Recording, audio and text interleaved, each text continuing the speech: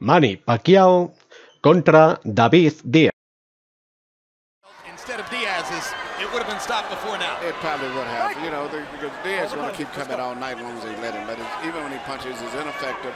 He's not a knockout puncher, so he's not going to perform a one-punch miracle. It's just how much more punch damage can he take before the fight eventually ends. He's had his moment in the sun. He's got an $800,000 guarantee and the chance for pay-per-view benefits if the buy rate rises above a certain level. He got a lot of publicity before the fight saying, I'm driving a 1991 Honda with no air conditioning. He's going to get a chance to buy a new car. Well, he might end up with $1 million from these fights, which is a good paycheck. And he's did a good job. He's just not talented enough to compete on this level with the top fighters. But he's brave enough to compete on any level. And he's proven that.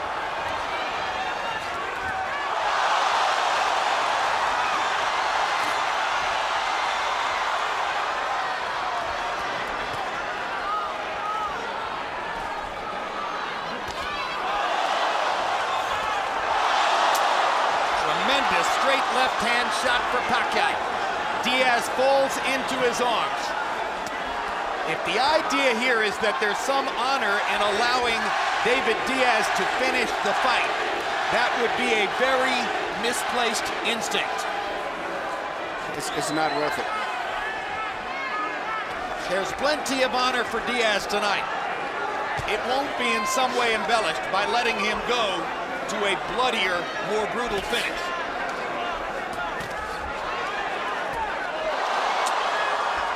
How many more? Down he goes, and Dracula stops the fight.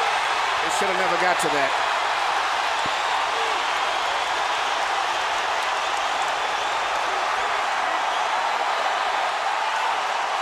Welcome to the lightweight division.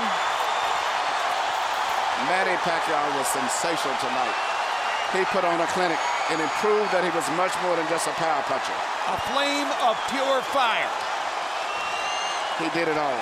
Incomparable in the sport. There's only one.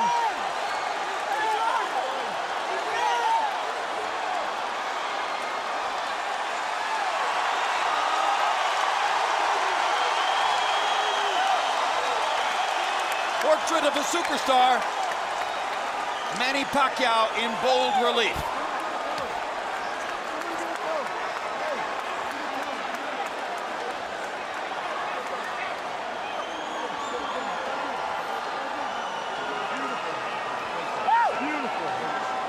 Floyd Mayweather retired from the sport a few weeks ago. It is expected that Oscar De La Hoya is going to retire by the end of this year. Where does the spotlight fall? Right here. Here you see Pacquiao land a beautiful short left cross right over the shoulder. Diaz never even saw the punch.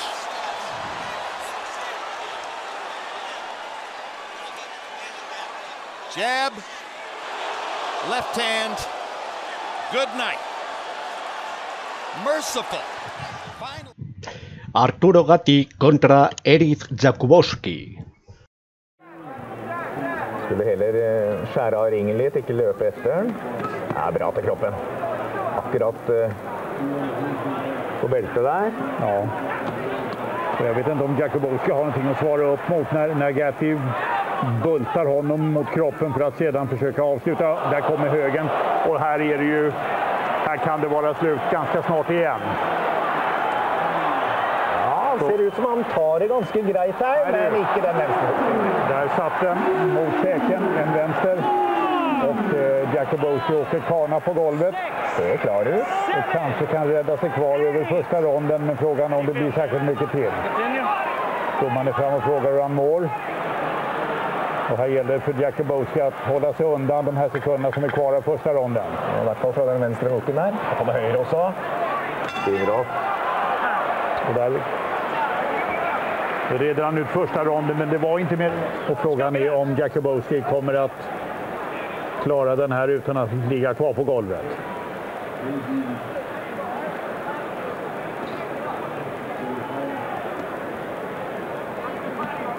Det rycker hela kroppen på Gatti, ser du det när han söker sig in. Ja. Så står väldigt snabbt. Fin. Ja. rytm. Ny löpeffekt. Banade iväg med kroppslag och mot käken och så kom väldigt snabb uppercut där som han slog med precision. Nej, domaren vill inte se det. Det är bra. Brutet redan i andra. Arturo Gatti contra Carlos Baldomir. Gatti demonstrating some of the skills that he does possess. I'm saying that I scored before, was it the 3 previous rounds? I scored 1 level. We have 3 judges at ringside, Tom Kazmarek, Hubert Min and John Stewart. No knockdown there, and a flip up from Gatti, and the crowd absolutely love that. What an entertainer. Well, I think the big problem for Baldomir at the moment, he won't be stealing rounds here. He's going to have to make it obvious that he's winning them. He will not get any favours, and he looks just short of imagination at the moment. He's very predictable. Gatti in no discomfort whatsoever. Yep, although this is Baldomir's world title, I mean Gatti very much the TV fighter. A lot of people will want to see him carry on. So that might add to the plot down the stretch. And this is lovely defensive boxing from Gatti too. He's not coming back with counters, but he's making it obvious that Baldomir is missing by a mile. That's it. How many has Baldomir failed to land in the last 5 or 6 minutes? A fair few. Yeah, I remember people saying Willie Pep can win round without landing a punch because it was so obvious he was making opponents miss by a mile. Well, that's what Gatti's doing here, and he's coming back with enough counters to be stealing these rounds. Baldomir's lack of class at this level may be just beginning to show itself, and he doesn't seem too keen in totally committing himself and putting the pedal to the floor. He still wants to pick away in his normal style. Gatti backing off, fresh on his legs, puts a combination in. Now that was fair enough. The pace here, he seems a little bit lifeless. He seems to lack the energy that's required. I mean, it's obvious he should be raising the pace here. He should be getting on top of Gatti, imposing himself. That was a right hand, another right hand from Baldomir. Oh, look at this in the 9th round. Again. Baldomir coming on strong, had a breather, now he backs Gatti up on the ropes. Can he deal with this? Gets a left hook in, Gatti, but this is another bad spell. Almost went down there for a breather. Well, this is badly what Baldomir needed if he wants to hang on to the title. He's come up with the goods. That's a surge of energy that we're looking for. Sagging on those ropes, Arturo Gatti, crowd trying to rally him. Left hooks are keeping him in this round. Oh, it's a big shot, down he goes! Arturo Gatti, first time in the fight, 9th round. The count's at 5, he's very dazed. But he has been here before. 20 seconds left in the round. And the survival instinct's there. Oh, it's Carlos Baldomir on the verge. Fight is over, and Carlos Baldomir retains his world welterweight title, and it all caught up with Arturo Gatti after his 15-year career, down twice and halted by Wayne Hedgepeth. And really success. But at this stage, he was still trading punches with Baldomir. He had no choice. The legs had gone, so he couldn't move out. He never clinches in situations like this, Gatti. He always wants to fight back. But when a fighter sags to the floor like that, it's as much exhaustion as the power of the punches coming his way. Then you know there is no way back. 20 seconds left in the round. We thought maybe he will get through this, but it was not to be. Only a certain amount of times a fighter can go to the well, and well, he turned it round, Carlos Baldomir. Floyd Mayweather contra Ricky Hatton.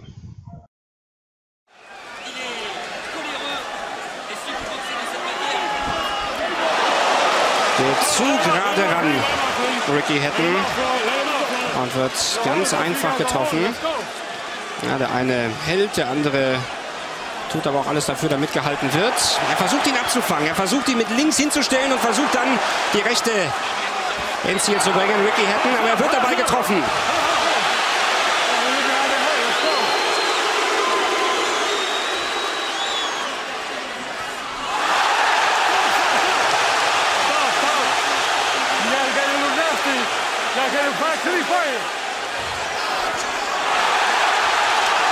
Ein Treffer von Hatton und dann wieder zwei Schläge, die vorbeifliegen. Es wird, wenn der Hatton das wirklich durchhält, wenn der das schaffen kann, gute Rechte. Und da dreht er sich raus und da fällt er fast aus dem Ring. Floyd Mayweather. Oh weia, was passiert jetzt? Joe Cortez zieht Ricky Hatton einen Punkt ab.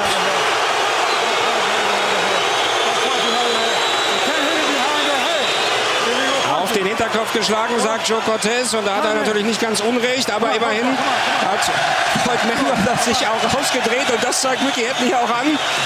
Schau mal, wenn der sich so hinstellt, wie soll ich denn da anders schlagen? Ja, da wird ein bisschen mit dem Ellbogen gearbeitet. Jetzt wird's richtig böse. Aufpassen, dass das hier nicht zu einem schmutzigen Kampf wird. Liegt der Weltmeister aller Voraussicht nach vorne. Wichtig sind die 3 Punktrichter. Volltreffer. Perfekt gemacht von Floyd Mayweather. Oh, kann das noch mal weitergehen? Noch 1 Minute 47. Wie fühlst du dich? Fantastisch, sagt er. Nimm die Deckung hoch. Nimm die Deckung hoch. Versucht zu halten.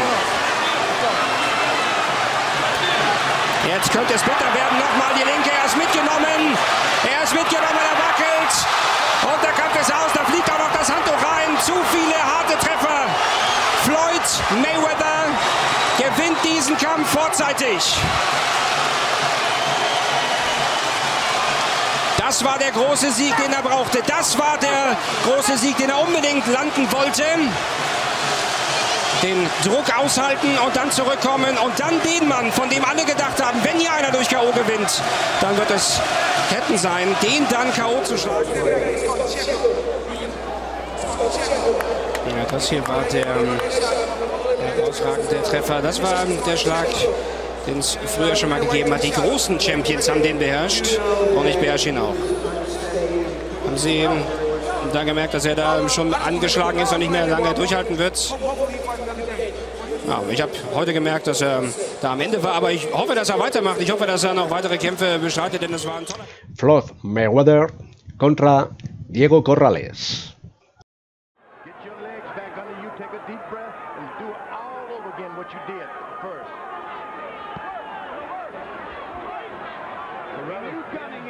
Just goes right into the left hook of Mayweather. You knew coming in that Mayweather had a quickness advantage. I'm just not sure how many of us expected it to be this dramatic and this graphic. I mean, this has been a wipeout and a brilliant performance by Floyd. But you wonder if Corrales, in getting back down to 130 pounds... Oh no.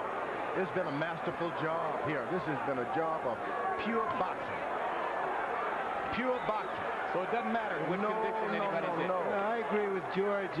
As much as it is a disadvantage for Corrales to have to come down to 130, it doesn't look the way this fight is going. It would make any difference at 135 or 140. I think I have to agree with that. At any of these weights, Mayweather would be quicker and more skillful. Right. Corrales still has the power. So we won't count him out yet. No.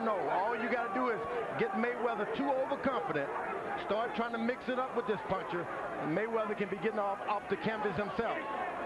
But he's got to find a way to apply the power if he's going to change the course of the fight, and he hasn't gotten anywhere near it, throwing an average of less than 25 punches per round. I often say it, if you want to be a good fighter, forget about the left jab. If you want to be a great fighter, that's the best punch in boxing. Corrales has not used the jab all night. And The second knockdown of the round for Mayweather. And the accumulated punishment by Corrales has left, or by Mayweather, has left Corrales woozy on his feet in the 7th round. There is no 3 knockdown rule. There are 20 seconds left in the round.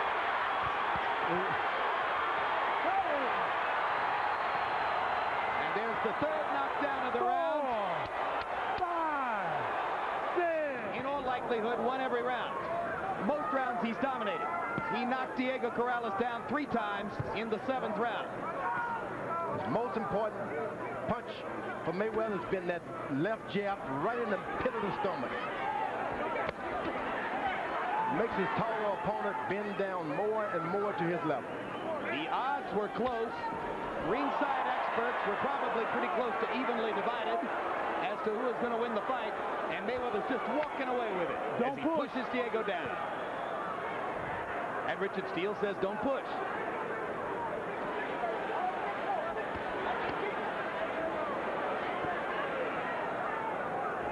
Mayweather has a tendency occasionally to use his elbows, you know. Richard Steele caught onto it instantly. Said, no forearm.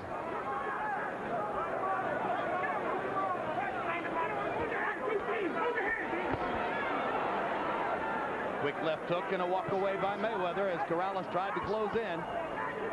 You got to throw punches if you're going to walk forward. Just let the jab just fly out. Even if you miss him, just throw it. Another little left hook. Didn't even seem like that big a punch. Corrales' legs are just shot from the multiple punches he's taken. 7, 8. And Diego pulls himself up by the ropes. He doesn't look like he has much left, Jim. No, if he went down on that punch, I think he has very little left. That's the 4th knockdown of the fight.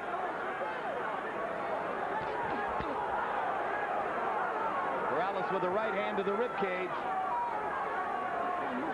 It's like playing with a cobra. You can be in control, but all he takes is 1 or 2 good shots.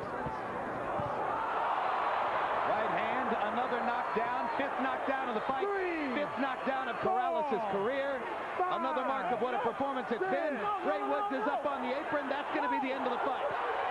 And Corrales goes over and nearly accosts his dad for having stopped the fight. Corrales can come back 130. Richard Steele is holding Corrales to try to keep him away from his own cornerman because Diego is so upset that his trainer and father, Ray Woods, elected to stop the fight. He can come back at 140 with all his strength and be a better fighter. And it takes a father to know that. Don't lose it all this time. For what? You've done your best. This guy's too quick. Catch him 10 years from today when he's slow, when his legs are slow. You see the volatility of the young man. And somewhat irrationally, he argues. And look at Floyd Jr. as the peacemaker for once. Floyd Sr. had it right. Bernard Hopkins contra Félix Trinidad. Expects that somewhere along the way it will play the difference. And if it doesn't, what are his answers against Bernard Hopkins? Trinidad got the left hand on. He's leaning on the Hopkins' left hand now. That's what he wants. Hopkins better be careful. That's it. Puts his weight on your left hand and throws his overhand right. Oh, Hopkins beating him to the punch, though. You know, George, Trinidad has landed some big shots, but he hasn't hurt Hopkins. After the Duffy fight, there seemed to be no question about Trinidad's viability as a 160-pound fighter, a middleweight. But maybe the question reopens itself as the result of the way that Hopkins has been able to take Trinidad's punches tonight. Oh, it's not about that. Hopkins has been extremely smart tonight. Extremely smart. Trinidad is spending a lot of himself right here because he's been taking punishment. We're seeing the heart of a real champion in Trinidad because he's come through some serious fire. This is the determination of Felix Trinidad. Trinidad is going to have to take some chances. And it's being matched by the determination of Bernard Hopkins. What an awesome show. What a great, great fight. 9 rounds to 2, Bernard Hopkins. I only gave Tito Trinidad rounds 1 and 6. All the rest to Bernard Hopkins, boxing beautifully from the outside. Get out, get out. Hopkins better go for safety and get a knockout. You just can't trust judges. Well, Hopkins still wants to fight. He's not sitting on his lead. He's seen somebody try to do that against Trinidad without success. Hopkins imposing his will and his skill on the man who is tonight the lesser fighter. Trinidad continues to come. He'll never quit. He'll never stop coming. No retreat. Oh, huge right hand. Huge right hand by Hopkins. Down goes Trinidad. I'm not sure Tito can get up. He's got the desire. He's never been knocked out. This fight is over. Steve Smoker stops it. No. Bernard Tito Trinidad comes in. has done it. He knocked out Trinidad. Bernard Hopkins has put himself up there in the list. To 2, Bernard Hopkins. I only gave Tito Trinidad rounds 1 and 6. All the rest to Bernard Hopkins, boxing beautifully from the outside. Get out, get out.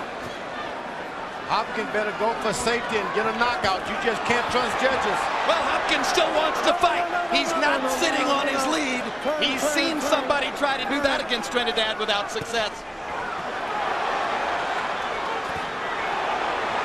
Hopkins imposing his will and his skill on the man who is tonight the lesser fighter. Trinidad continues to come.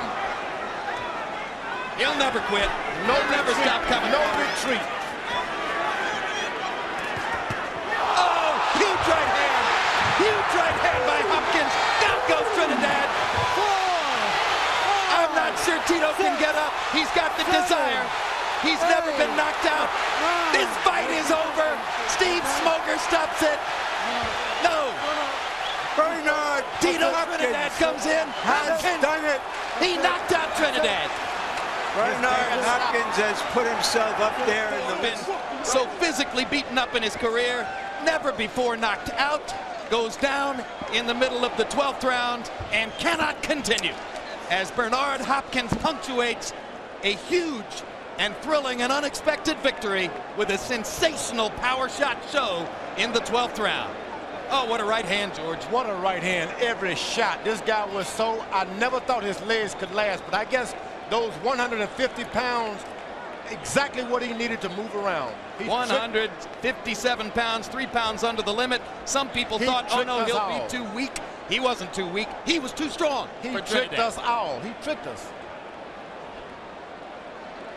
A thoroughly dominant performance from start to finish. Nassim Hamed contra Billy Hardy. Might he try to stay close and on top of Nassim? Well, he had said to me when I spoke to him that he was going to try and be elusive and just not let Naz get to him. Try and play a little bit of Naz's game by just, not being there. But whether he can do it when the pressure's on, that's another thing. The first question you have to ask with every Nassim opponent is, can they take his power?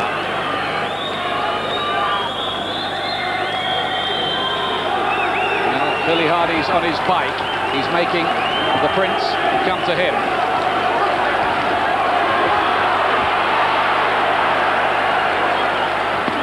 Big left hand from Nassim, and Hardy took that well, or appeared to. Then another right hand has decked him in the first round. There's that power again. And can Hardy get up from that? Yes, he can. Suddenly, when you thought he was going to stay down, it looked as if it would all be over, and it might be too. He's up at 6. The 3 knockdown rule is in effect. One more knockdown. He stopped anyway. He said round 1. It is round 14. Every world title fight has ended inside schedule. The right hand, he just picked it right through the defense there. as Hardy was moving backwards. He jumped up a couple of times, but the last time he had to be stopped. There it is, that long right hand, a little delayed effect there. You can see the grimace of pain. It was a hard shot. People don't usually do this to Billy Hardy. Well, that time it was the left hand, and all of Sunderland's hopes were in tatters. Quite rightly, the referee stopped it the moment Hardy got up from the second knockdown. He was in no sort of condition to take anything else at all. You can't really do anything but praise. Hardy was a good fighter, worthy of his #1 challenge, and Ahmed did exactly as he said he'd do. He just walked in and caught him with good solid punches right from the off, and stopped him in a great fashion.